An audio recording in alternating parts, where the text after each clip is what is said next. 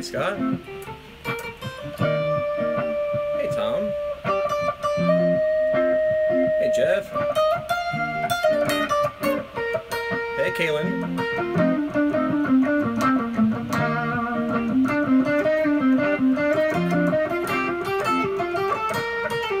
Hey, Mike.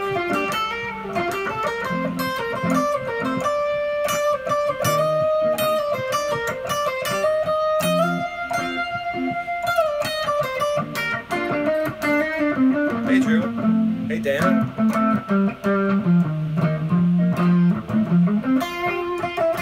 Hey, Chris.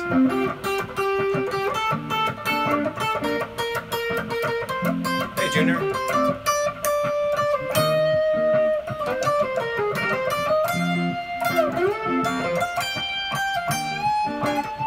Hey, Gloria. Oh, okay. Okay, now when I'm starting to mess up is when I'm going to sort of stop. Hey, my God, again, a lot of you. Hey, everybody. All right, so, Brian, yeah. Okay, so hold on, wait, Brian, this is the live review. So the way it works now is you get a lesson on Tuesday, right? And then we have a party on Thursday. And if you catch it live, great. And if you watch it in the replay, it doesn't really matter because you got the lesson on Tuesday. Yo, what's up, Cheddar? Fine. Cheddar, you know what? By the way, Cheddar, I have a lot to address here. Cheddar, come out. I'm going to send you $10 back. You didn't have to do that. That was very kind of you, Cheddar. And Caitlin's ready to party. Brian, I will be going to both Dead and Company shows on Monday and Tuesday. I will be in Fort Lauderdale and Orlando, and I'm very, very excited just to relax and go see. Book your Oregon trip now, Ian. I'm booking up. Okay, Jeff. I will. I'll talk to my wife, Jeff. No, not Jeff. You're not my wife. I'll talk to my wife, Jeff, and and then I will let you know when we're gonna go come out to Oregon. You're gonna send it double back to me. Okay, fine. All right. So it's party time now. It's live party time. That's what this is about. Hopefully one day YouTube can show all the chats that are flying by. We're going to have a quick lesson review, then I'm going to address a question that I got, like, it was crazy. Kaylin, I know you're watching. Like, all of a sudden I wake up, and it's like, question for Stitch, and it was like a YouTube video, like, directed at me, like, question, and I was like, oh my God! And so I watch it, and I have a question for you. I have an answer for you. And also, before we start, Kaylin,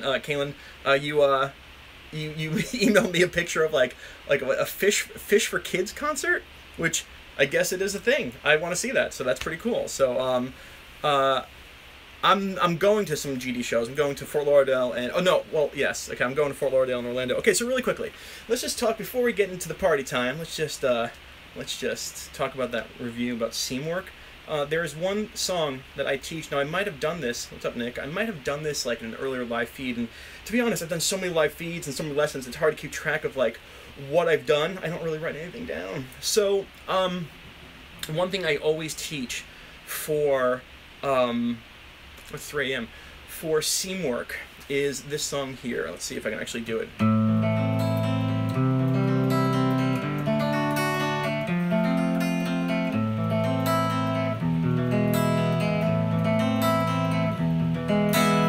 That is a very, very impressive piece of music, honestly. For the guitar player to have played that for about 2.5 minutes straight, faster than that, consistently, that guy had some chops, okay? Like some serious chops. So all I'm going to talk about is some Seamwork ideas for you to practice. If you want to start, if you want to practice House of the Rising Sun, it looks like a sheet of blotter up there on my left. Jeff, you're interrupting the lesson in the party, Jeff, but yes, it is. So hold on for 1 second. Jeff's pointing out something.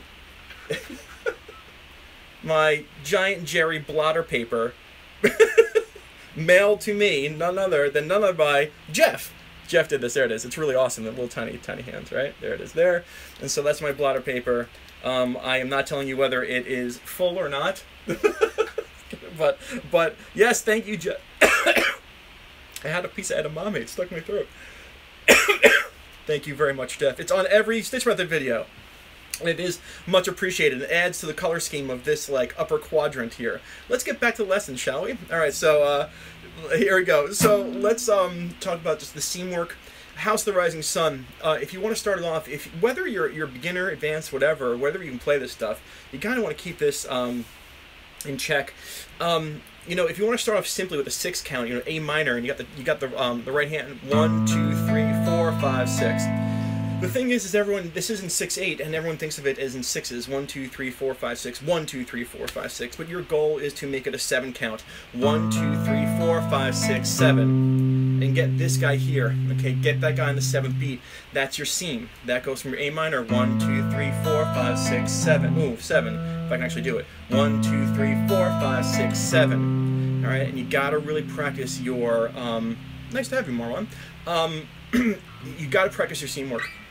Because it's all about smoothness. 1, 2, 3, 4, 5, 6. 1, 2, 3, 4, 5, 6, 7. Right, so you're open, and this right here is a great analogy for seam work here. You know, you have your A minor, 2, 3, 4, 5, 6. You get your C, and you got to get it right on it. 1, 2, 3, 4, 5, 6, 7. You know, 1, 2, 3, 4, 5, 6, 1. However you want to think about it. Hello, David. And the thing is, I'm going to show you this. This D string, that D string right there, okay? Let's see if anybody, I don't know if I ever addressed this. It's never too late to start, Richard. I guess so. Oh, you're right, you're right. What happens when your right hand, like this is the general rule of thumb. This is about seam work, okay, trust me. What happens with your left hand when your right hand is plucking an open string? Let's just see some of the comments and ideas of what do you think I'm going towards. Excuse me. What happens to your left hand when the right hand plucks an open string? Someone says, keep it close. I'm going to read out all the responses. Keep it close, and everyone, ooh, now everyone's sweating, right? Like, what does the left hand do when the right hand hits an open string? Lift fingers up, stay close. Mute other strings. Mute strings, already moving to the next string. Brian Shank. Okay, anticipate the next note. And Bob. All right, there we go. And Guzzer. Okay, we are always, it's smoke and mirrors. It's not getting ready. Yes, Drew Tilio. There you go. It's all smoke and mirrors, man. When your right hand plucks the open string,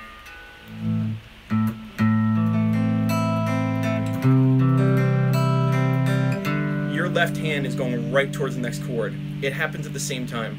It's this dance, this seam work of putting everything together. What you don't want to do is this, and this is where everybody's going to get. This is where everyone's going to choke on this. Your mind flies off the fretboard naturally. This is where everyone chokes in the song, where it's like this: 1, 2, 3, 4, 5, 6. 1, 2, 3, 4, 5, 6, and they go, and they try to form the chord. It's as you hit that open string, any open string, your hands moving to the next position. See that? There's my open A, but my left hand's already in the A minor position. It's at the same time. You know, you would see it in slow motion. All right, boom, you see this left hand really start to get very close to position. And this helps you practice your seam works to pieces, because the seam work, the whole entire idea is it's one piece to another. So, you know, when you have chord changes, it's one piece to another, one piece to another. And the problem is in a lot of songs, you know, when you have an open string, we kind of like celebrate. We're like, yes, it took a break. Oh, thank you. And then we get to the thing. You constantly have to move while you're hitting your open strings for seam work, and you always have to practice putting the very next note of where you stop, Now I'll show you something. Now I'm sure I have some Fish fans here, and don't roll your eyes. And we'll talk about blues and everything today. But you know, the one song that I was obsessed with when I first heard Fish was the song "You Enjoy Myself," right? Oh yeah, Simple Man, great. Simple Man's another great concept for practicing this. I mean, it moves quickly, and you've got to get those seams. But when I was much younger, and I had more hair and less body fat, you know, I was learning, I'm like, self-realization. I was learning the song "You Enjoy Myself" without tabs or, you know, just by ear. And the first opening G minor arpeggio to the C. So this whole thing, you know, I stood there, and I'm sure you've seen me reference this, but you know, look at the seams we got going on here. Okay, that's the first piece, and the seam is here.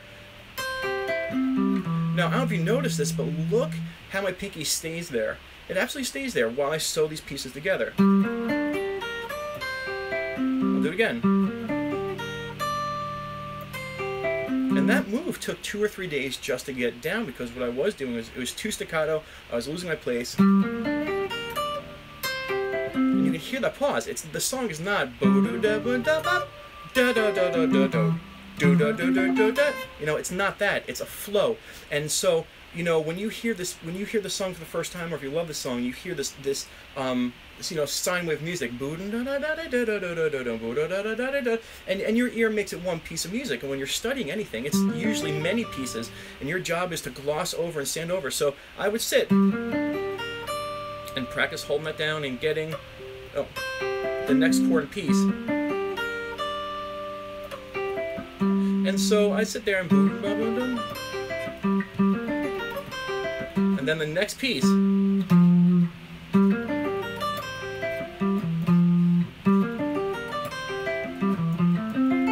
You know, and I really, once I would have the piece down, which the pieces are easier to digest, you have to really file it down. So use House of the Rising Sun to see if you can get your everything in order, and go slow enough. Just go slow enough. 2, 3, 4, 5, 6, 1. Okay. Open the string. Get to that chord. All right. So, is Nathan, you referring to the that thing? It's a B flat arpeggio, the whole thing. All right, so one of the things that I before I wrap up is you know, the reason I love practicing seam work is it takes the momentum out of your riff, which I love momentum riffs. Like I love riffs that have momentum. Yes, Mark, that is 6/8 timing. 1, 2, yeah, it is. But before let me finish that the thought. You got to go slow so that you appreciate the song like a chain. Like, you know, you're getting your links together. You know, it's very hard to play a song where it's more like you're throwing links of a chain onto the table and hoping it would make a song, but really practice the linking, practice like chain making. And if it takes you 3 days to get the first 3 links down, so what? It takes you 3 days, but at least you have them down perfectly. So always practice the space between, or as somebody said I should have said, which is true, just practice stitching it together. Boom, boom. Okay. Anyway, so now, Kaylin, are you there? Kaylin, where's Kaylin? I'm waiting for her to say hi. She's there. I know you're there.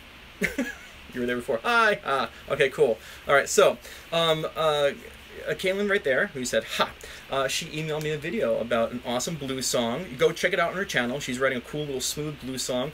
And she has a question about double stops. Start learning the end lick and then keep moving back a little. Kevin, I don't know. I've never tried that, but it could work. So Kaylin has this video called Question for Stitch, and it was about double stops. Now, I'm going to ask you a question, Kaylin. I watched it 3 times, and I got distracted every single time, and I apologize. But the whole question was, do you hit your double stops with a pick, or do you play and grab them with your finger, or grab them with your pinky finger? Like, what do you do, right? Is that pretty much the main question when it comes to double stops? What do you do with that right hand? I just want to make sure that I'm going to give Kaylin the chance to respond to that. Exactly. Okay, so it is about in double stopville, which, by the way, if you haven't gotten the Stitch Method Masterclass Part 1 and 2, I talk a lot about double stops. They're some of my favorite things. So let's just talk about this really quickly. Okay, think of how many are you guys familiar with the 3 Cheddar? That's my answer. Okay, let me answer it my way. That's exactly what I'm going to say. Okay, let's talk. But hold on, Cheddar, I'm going to expand on that. How many people here are familiar with a show called The Three Stooges? Right, Three Stooges. Moe, Larry, and Curly. All right. Let's just make sure. I just want to see one person. Okay. God, Cheddar. Spoiler. But I'll explain. Sure. Okay. Moe, Larry, and Curly. Okay.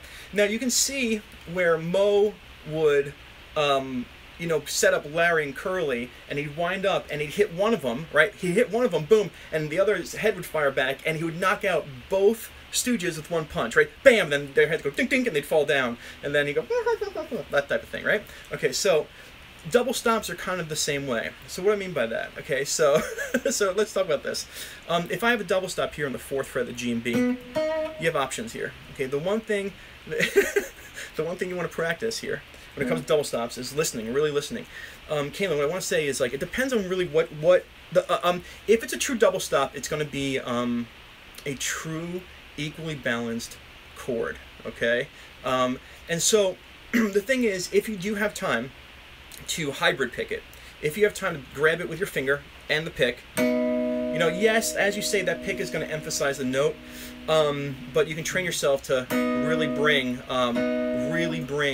both those notes to light if you like this method. But you have to be forewarned about something. If you have a double stop, okay, you have to choose which note really is the melody note, which one's the harmony note. And this comes back to our Three Stooges. If I have these guys here, the 4th fret G and 4th fret B, and I come with my pick down, I come down on it, that G string is going to have most of the weight. That's going to be like the first punch hitting the first person, right? And he's going to feel most of the pain, and then the recoil is going to hit the second person. So if I come down that double stop, that bottom note's going to get the melody line. It is, because it's going to have less energy. If I want it to be this note, then I'm going to come up on it. And just by the sheer fact that what I hit first, I have no idea what you're trying to say with the Larry, Moe, and Curly thing, but it made me laugh. Okay, so if if Moe lines up Larry and Curly, like Larry, Curly, and Moe does this, like wham, and hits the head, he's gonna fall back. His head's gonna hit Larry's head's gonna hit Curly, and he's gonna knock out two people with one punch, and the first person's getting the most momentum. So what happens here in this double stop, and Caitlin, make sure you're paying attention, and I know you are. If you think of this, I know. Okay, good, you got it. Okay, don't make me do that. Okay, and so now if you want, yeah, he's not hitting at the same time. It's kind of like a flam, right? It is like a flam on guitar, like on drums. Ba-boom, ba-boom. So what happens is whatever note you're going to hit first usually gets the melody, and the second note gets a harmony. And we know it as a double stop. Like, we know that as a double stop. A true double stop is if you tuck your pick and you write a song based on, like, the Nashville thing we talked about, right? Like, you can hear both fingers are plucking. Both fingers are plucking, and you're giving it both an equal sense of melody. And so, you know, that's the finger pluck. That's the finger style.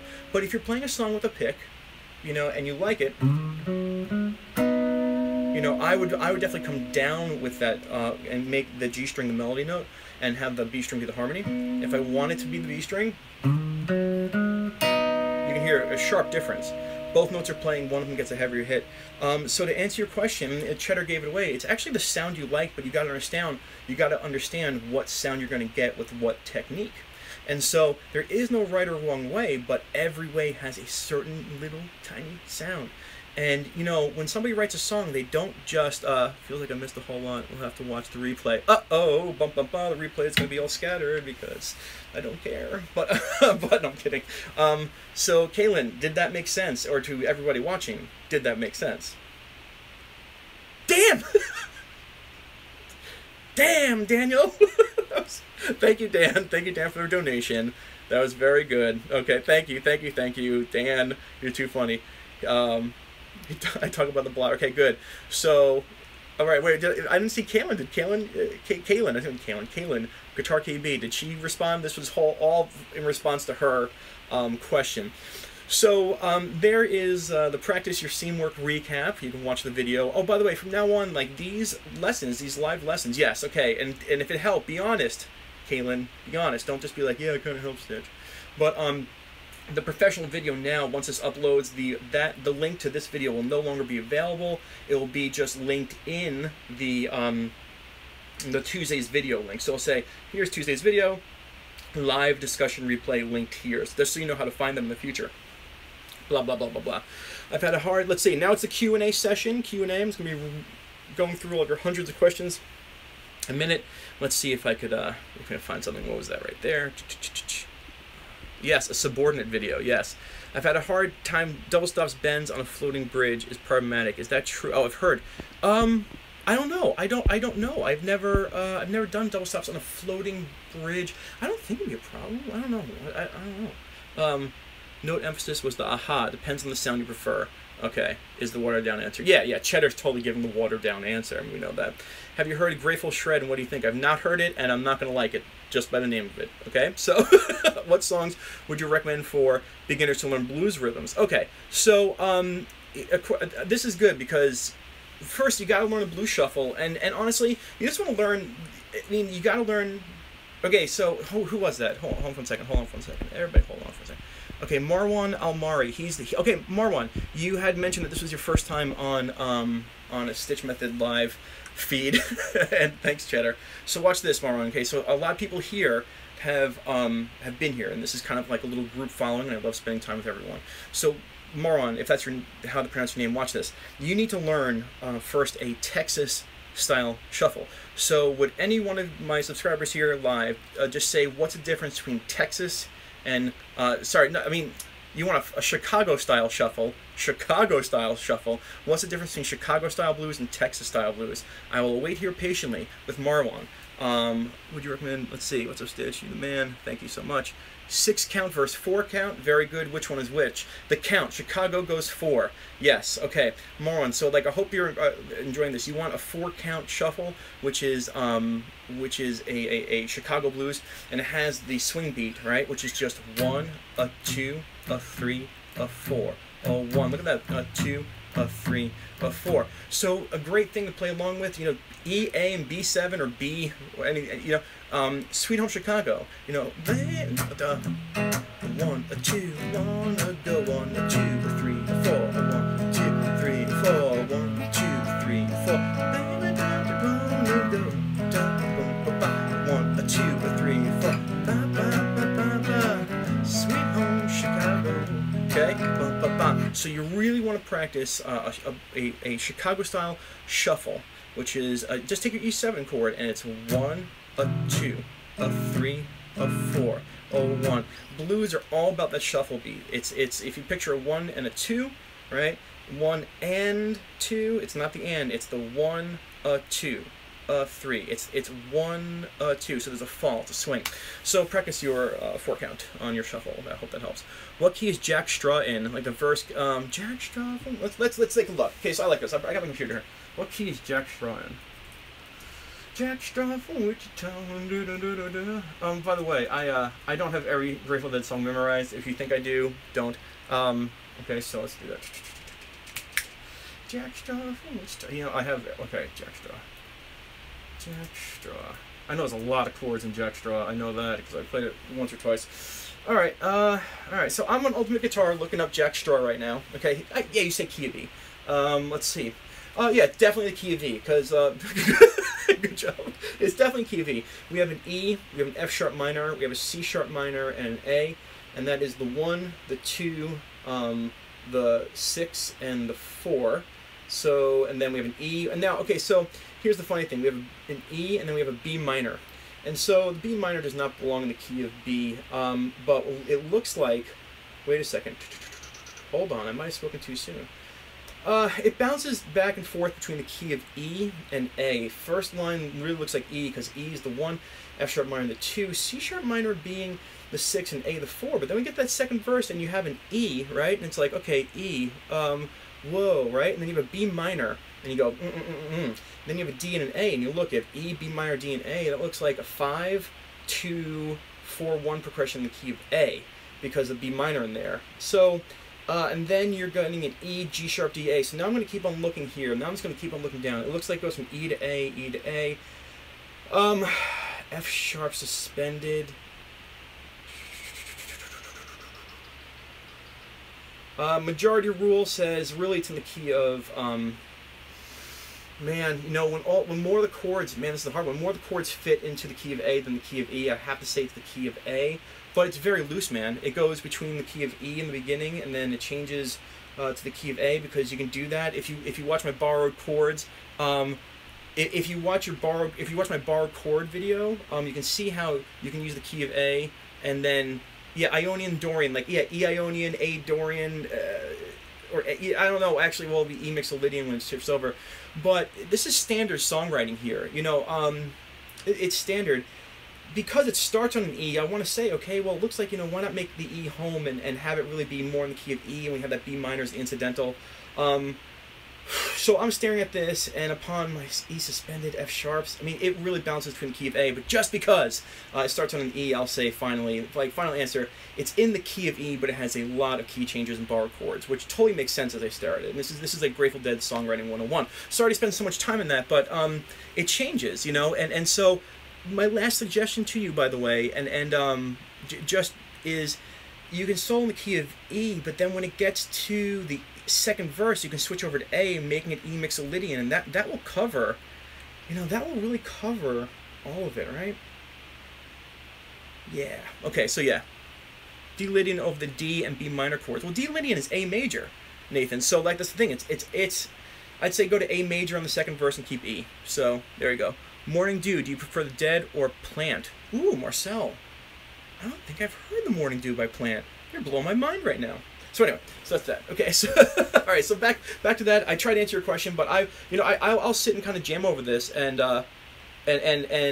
yeah, it's going between the E and A in my. That's it, and you got to know what's going on in your music. All right, so what other questions do we have before we have to wrap things up in some time? I hope you guys are enjoying this. I hope I didn't bore you with that, but if you followed it, cool. You can look up Jack Straw and follow along. Does anybody else have a? Did Scarlet Begonias change keys? No. Okay, so if any of you guys have a computer, you're probably on this. But Scarlet Begonias, I think, is just in the key of A. Let's see, Scarlet Begonias. Actually, let's see what we got. Scarlet Begonia. I'm walking down Grosvenor Square. It's all A. It's all A. Cause, no, it's not A. It's E. It's all E. It's E. It's E. What am I thinking about? It's E. It's E's, A's, and B's. That's all it is. And so, watch this. So I see E, A, and B. Right. So let me just play this down. I play this all the time with my man Gary. So let's see.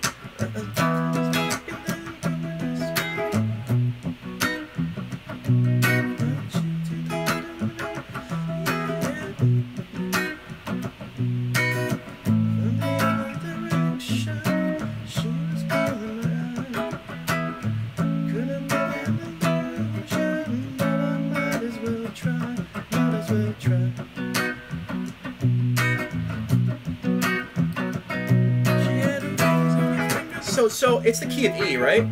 It is. It's E. So I'm going to sit with an E major scale.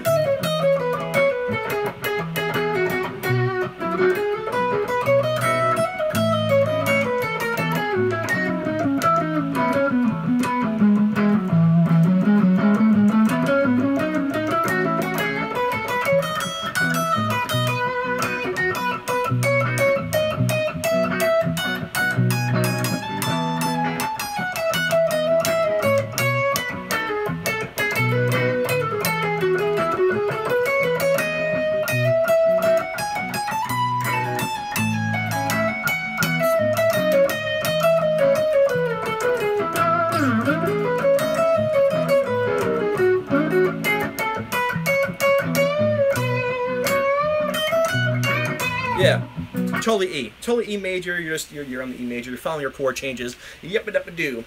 All right, so that's that. Okay, so anything else before we get going? I love this new format. It's more loose. It's Stitch.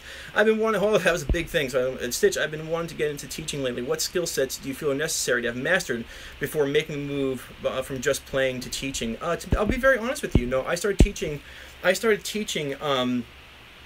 Oh, hold on. Sorry. I started teaching way before I knew all this stuff, and I think that start teaching with what you know and be very honest with your students. Be like, listen, I can teach you stuff that you need to know the fundamentals of. And then as the questions start coming in, your brain needs to start. The number one trait to being a good teacher is really to understand that, like, you have to learn and you can be wrong and you have to put your ego aside and try to figure things out for the benefit of your student and yourself. So don't have an ego when you're teaching and be honest, upfront honest. Like, I don't know the answer to your question. Let me research that for a week so I can make it make sense for you. Do you have perfect or relative pitch? Absolutely not. No way. No, I do not have perfect pitch. Nor I have maybe relative pitch, as in, like, I can hear, like, one, I can hear, oh, that sounds like a 1 to a 4, that sounds like a minor third, but I'm not like that's a minor third, that's a 4. I don't listen to music like that, I don't want to listen to music like that. When I'm playing, it's something totally different. You have your map laid out of what chords are going on, and your guitar all of a sudden becomes one big piece, and you can look at what's going on, kind of think a little bit differently. But when I'm listening, I just listen. Would you say the best way to practice is recording progressions to play over in different keys? No. Okay, so I'm going to ruin this. I'm going to ruin this, but I'll ruin this for everyone. I have a method coming out about how to practice, and I have a real pet peeve about practicing. I hate practicing. No, I'm kidding. You've heard the term preaching to the choir, right? Like preaching to the choir. And I know I'm not preaching to the choir here, but I know that, well, this review video will be in the description link, so it's not gonna be like anyone can click on it. It'll be unlisted in there. Okay, so I'll discuss this with you. Practicing. All right, I get a lot of emails, and if you the man with no name, I want you to email me at stitchmethod@gmail.com. We'll talk about it. When it comes to practicing, I get the biggest, the number one email I get from fans are, there it is, Cheddar. This is my practice routine. I practice my scales, I set up my metronome, I do this, I do that, I do this, I practice my chords, I practice this. And I'm like, man, you're never gonna get better. Like, everyone who asks me about a practice routine, I'm not trying to sound mean, but everyone who asks me about a practice routine usually has a practice routine that's set up and they do it, and they don't feel like they're getting better because you're playing the same stuff over and over again, right? So this is what you want to practice. You want to pick something that is slightly out of your reach and practice it. That you always want to, what's death don't have no mercy. We'll talk about that. Okay, so here's the deal. You always want to practice something out of your reach. I mean, you look up the tabs, you listen to it, and practice something. Yeah, like Jeff, Panama. Panama might have been out of your reach, but you practiced the heck out of it, and now it is not. Like guitar solo. Here's Jeff. By the way, we have one student for Jeff. Jeff is like my #1 like ambassador of Stitch Method. If you want to take lessons and I'm totally booked and you want to work with someone who knows his Stitch Method, email me at stitchmethod@gmail.com and we'll hook you up with Jeff, because Jeff is awesome at understanding this stuff. So you want to pick something out of reach, just like slightly out of reach, right? And no matter what it is. You know, for me, I think, you know, when I remember getting so much better when I was practicing Dazed and Confused, you know. My God, no, yeah.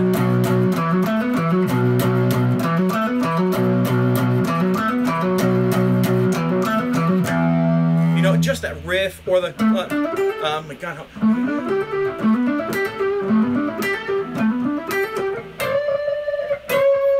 You know, just practice stuff out of your reach and put your cow catcher on, okay? You guys, I mentioned this before, but the old trains, they have those big grates in front of them, right? And that's called the cow catcher, right? And you just put your cow catcher on, and you don't let frustration beat you down. If you need to take a break, you take a break, but you put your cow catcher on and you practice something that's a little harder than what you can reach on. Okay, so that's what you want to practice. I'll do a whole tutorial video on that. Any last little quick questions before I gotta go? We're already at a half hour. Do you do hand stretches, and do you recommend them? Okay, so do you do hand stretches, and do you recommend them? Cow catcher. Yes, cow catcher. That's what it's called. Yes. Okay. So I have a couple students who now. I'll be honest. I'm gonna make a gesture with my hand. That's kidding. Okay. I'm gonna adjust my hand and let me know if you see your hand in this, where you're playing guitar and like it's hard for you to stretch, right? Like this. Like this is what you would look like when you play. All right. If this is true, what you gotta do, if you remember my thumb video, you gotta make sure that you drop your thumb and you can stretch out this way. Okay, that's how you want to play. All right. If you are hugging this thing like this constantly and trying to get your notes down here, like, you know, bad. Okay, that thumb isn't like a cliffhanger. It's not like a kitten that's about to fall into a raging river. Okay, what it is, it moves. Okay, a kitten fell. So I suggest if you play like this all the time, yeah, you want to practice your stretching. But if you're down like this would be better. All right, anything else before we go? Thank you so much for being here. It's party time with Stitch, and that's pretty much it. Dan, thank you again for the donation. That was very nice of you. You have not been forgotten. No problem, Thomas. I think I'm going to be getting going. All right, because I'm at a half hour, and I'm starting to get into I'm starting to get into, thanks Cheddar, into bluegrass. I really am. Natural minor anywhere instead of pentatonic. If it's a natural minor progression, we'll talk about that. I'll get to that in natural minor. Natural minor. That's a good thing. No problem, guys. Thank you so much for being here. Always a pleasure. Going to take your ocean lesson. Good. Gloria, thanks for being here. Have a good one, everybody. Thanks. We're gonna wind down bluegrass. Yeah, bluegrass does make you good real fast. Hold on, J. Why? Chris or Dead and Company? What's J? Well, I'm missing the analogy. And oh wait, John Russo's Almost Dead or Dead and Company. Dead and Company. I'm not. I don't like jazzy versions of the Dead. I'm sorry. I just don't. Oh my God, guitar, Kaylin, you don't have to do this stuff, okay? Jesus. I am going to be making my kids pancakes tomorrow morning. If that answers any questions. Thanks a lot for being here. I hope you enjoyed it. Oh, by the way, no Stitch Method lesson next week, right? Because I'm going to be at concerts, kind of just relaxing, and then I will definitely be back up and running. Have a good one. Worth it. Thank you so much. Ever thought about doing a video in the Mind of Jimmy page? T for one. That's not the first time I heard that. Maybe if a third person to ask me, we'll get there. Have fun. Thanks a lot, everyone. Thank you so much. Nathan, geez, Louise, you guys. I mean, like, well, you just bought my kids some really expensive pancakes. I'll go make some expensive pancakes. Rock and roll. All right, guys. See you soon. Enjoy Foo Fighters, Marcel. Bye, guys.